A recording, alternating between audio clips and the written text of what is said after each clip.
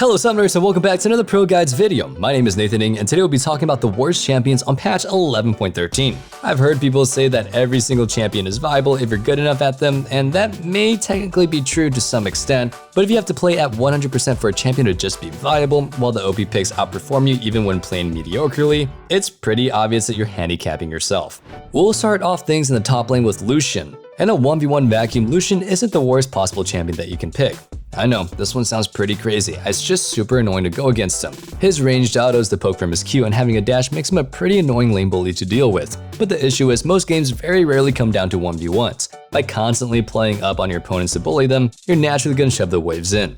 And in the long stretch of space that is the top lane, this usually means that you're very susceptible to jungle ganks. If your own jungler isn't playing around you 100% of the time, you're probably going to end up being camped, and since Lucian's only contribution to the team is doing damage, when he's being camped, he's completely useless. You won't be able to bully an opponent even in a side lane. You probably won't be able to hold your own against a fed bruiser or tank in a side lane. They can just straight up dive you.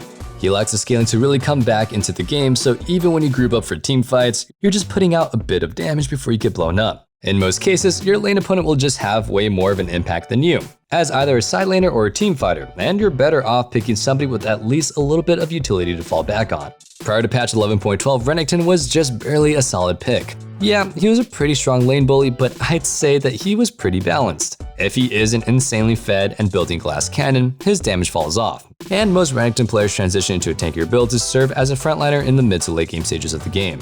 For whatever reason, they nerfed him. While there are several other champions in the world that are stronger than him that have remained pretty much untouched. And as a result, he's pretty much just a useless pick now. Unfortunately, Crocs are now again out of style. The thing is, when a champion needs to do well early to impact the later stages of the game, and you just take away their lane strength, there's just pretty much no reason to ever lock them in, unless you're having fun with them. But we're not arguing about the fun, we're arguing about the viability. He loses lane to almost every other meta top laners right now, including champions like Riven and Camille that massively outscale him once you get past 2 or 3 items. And Renekton is supposed to counter Riven. If you want a strong early pick somebody like Wukong or Shen, and you can win most if not all the top lane matchups, while having massive influence with their ultimates at the later stages of the game. The only upside I could see to picking Renekton would be probably if you're duo queued and wanted an OP dive combo with tons of burst damage and CC. But even then, there are champions that can do that way more effectively. Staying away from awful champions on this list is definitely a good starting point for winning more games. A lot of the players that I see complaining about not knowing how to win in solo queues suffer from having an awful champion pool. But picking the right champions is just part of the solution. You also have to know how to play the right things in the right way. And that's where we come in. With the Pro Guide sub, you can get access to all of our online courses, unlimited chats with our top tier coaches, and if you decide to book a session, you'll even get a discounted rate. There's no better time than now. We're running a pretty big deal. Just use the discount code RANKUP2021 for 20% off your sub. So head on over, pick up your sub, and start climbing the right way today. Now, let's get back to the video. Taking a look now at the jungle, we'll start things off with Mundo. The thing is, his new kit is by no means bad by design. When you actually manage to survive or even get ahead early, he can become an unstoppable force later in the game. But his damage is way too low to compete with the other OP meta junglers, so to get to that point, it's very difficult to consistently do. Not only is he hard out-pressured when it comes to ganking, if the other jungler finds him, his lack of mobility means that he's pretty much a free stack of gold. Old Mundo had the damage to duel out most opponents that came to him looking for a fight, but with the new Mundo having more of an emphasis on early tankiness, and his damage being a little bit more of a scaling thing, he just can't really hold his own. If you're looking to play a tank in the jungle, stick to something like Zac or Sion. If you're super adamant about playing Mundo specifically, take him in the top lane. Lilia is a casualty of the swap to the gank-heavy jungle meta. She's always been a pretty bad pick in the lower elos, but at the very top where players know how to pass super well, she was able to build a huge lead and push that lead into winning that old jungle.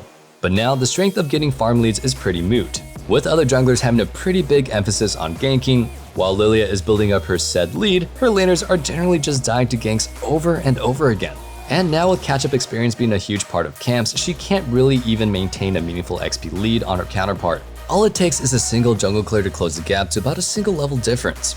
The only farming champions that are really good in the current meta are Fiddlesticks and Karthus, and that's because they have insane impact on team fights when their ultimates are up. They are easier to execute in pretty much every aspect, and even if you play Lilia to perfection, she doesn't compare to how OP those picks are.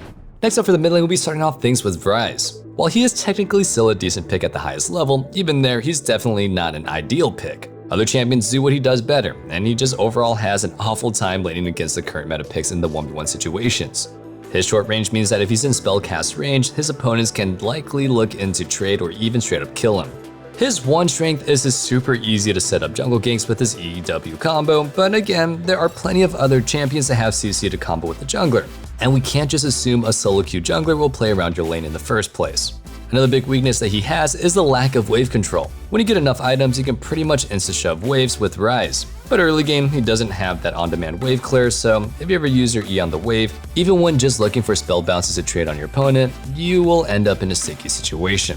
Once you accidentally get that wave slow pushing to your opponent's tower, you don't have the damage/mana pool to hard shove it back all the way in, and you're probably just going to be a sitting duck waiting to be ganked by a jungler. So TLDR. Unless you have master tier or higher levels of wave management, you should never really be picking Rise. And even then, there are several other champions that are just outright better in the role for being a magic damage threat, like Rumble or Katarina. Our other pick to stay away from in the mid lane is Irelia. At a certain point in time, Irelia was the go-to pick for dumpstering other melee champions, but that time is definitely in the past, and now the tables have turned. She pretty much hard loses to every single matchups in the current meta mid laners. Her only winning lanes are against control mages where you can just rush Wit's End to stomp them, but no one in their right mind is picking control mages at the moment, so at least 9 out of 10 times, you're picking a hard losing lane if you lock her in. And even if you get a good matchup, or at the very least some type of skill matchup, you have to play very aggressively as Irelia to actually win the lane. Without spamming Q to sustain and actually looking to trade, you'll still get bullied pretty hard, but spamming Q means that you're constantly dashing into the wave, and that pretty much means that you're overextended and susceptible to jungle ganks. In the perma gank meta, this usually means that you're gonna die over and over again, so basically she's only good as a counterpick to control mages, and even then assassins like Fizz, Talon, and Zed just do that job better, while being safer against jungle ganks.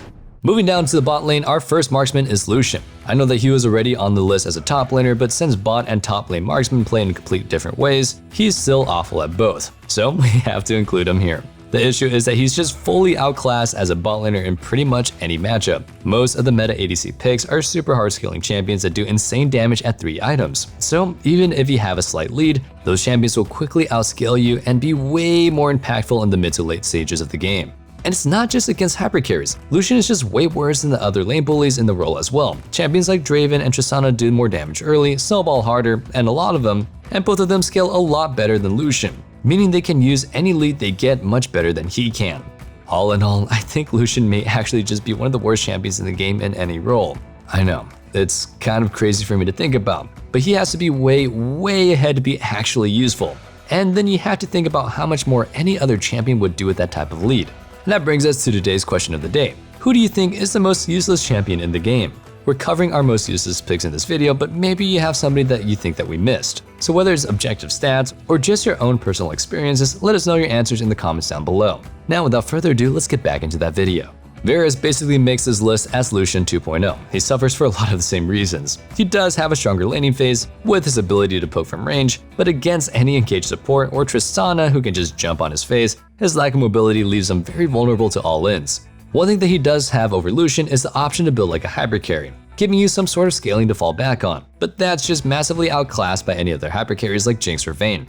As for his ultimate, well, yeah, it does give you some form of engage, but if you need an ADC to engage, there are simply better options. Ashe has a better laning phase, equal or greater DPS, more utility via her slows and hawk shots, and her ult itself is a global and has a much easier time to land the hitbox. Jhin may not have quite as much hard CC, but his W's room and the slows from his ultimate can provide some extra pick potential when you're playing with your team. On top of that, his laning is so much stronger and more consistent than Varus. Basically, like Lucian, there's just not really an argument for him. Other champions simply do what he does, but they do it better, and have other things to bring to the table. Now for our supports, we'll be starting things off with Twitch. While AP Twitch in general can be pretty annoying to play against, and even really strong in the right circumstances, he needs a good amount of AP to really get rolling. Usually that means getting Nashers, Medjais, and Rabadons on top of having upgraded boots.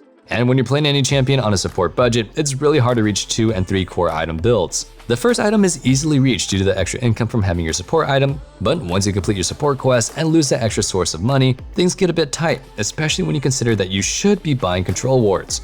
Even true supports who build much cheaper items like Zeke's, Ardent, or Redemption struggle to get that second legendary items in some games. So with the price tag on Twitch's more expensive items, you need to get super fed early to pay for his build. The issue here is that Twitch doesn't really have a good way to reliably get ahead. Since he lacks both damage and peel in the early game, both you and your ADC are very vulnerable to being engaged on when dealing with the kill lanes. When you're not laning against a kill lane, enchanters hard outscale you. The only way that you'll be more useful than somebody like Janna or Lulu is to be super far ahead in lane, and snowball that lead into an even bigger one out of lane. But being that you lack any type of engage and even end up losing most trades, reaching that point is pretty unlikely. If you want a fun, cheesy AP pick for support, just be a normal human being. Pick somebody like Zyra, who we think is incredibly strong against about every pick in the current meta. Alternative options are other support standard mages, like Xerath, Swain, Brand, and Vel'Koz. Finishing off our list, we have Set. Set support is really only good in specific bot lane situations. In the current meta, he's only really good with fasting Senna, but at that point, Set is the carry, not the actual support. The only big issue with Set at the moment is the only real way of doing things is just to kind of run at his opponents in an attempt to pull them in with his E and force a trade. But look at the current best supports in the meta. The top 4 champions by a good margin are Lulu, Janna, Thresh, and Senna. All 4 champions have abilities to easily disengage and kite Set out, leaving him open to being poked down and unable to return any damage of his own. Senna in particular is super good against Set, since she can just about abuse his low threat and short range to constantly farm souls. The thing about Set is that in certain situations and metas, he's pretty good. It just so happens that, as I said, every single champion in the current one kind of counters him. When you're laning against the tankier supports, everything Set has to offer shines. When they engage on you, you soak up the damage and return a huge portion of it with a W. Between heavy trades, his passive grants plenty of sustain, so you pretty much always end up with an HP lead. His E and ultimate also help peel for your ADC when they're the ones getting engaged on. So, TLDR, Set's only bad because of how hard the current meta champions disengage him in lane. Come back again when the bot lane meta shifts dramatically back to being tanky supports, where Set can actually make use out of his kit. And that about wraps things up for our worst 10 champions on patch 11.13. Hope you guys enjoyed the video, and if you did, be sure you sub so you never miss out on our meta guides, so you're always in the loop on what the best picks are. Remember to let us know what champion you think is completely useless down in the comments below. And one last thing, we're doing an RP giveaway. If you're interested, all you have to do is sub to the channel and join our Discord. You can find the link for that down in the description box below. I can't wait to see you guys back in the next video, but until then, stay safe, stay healthy, and have a wonderful day. Peace.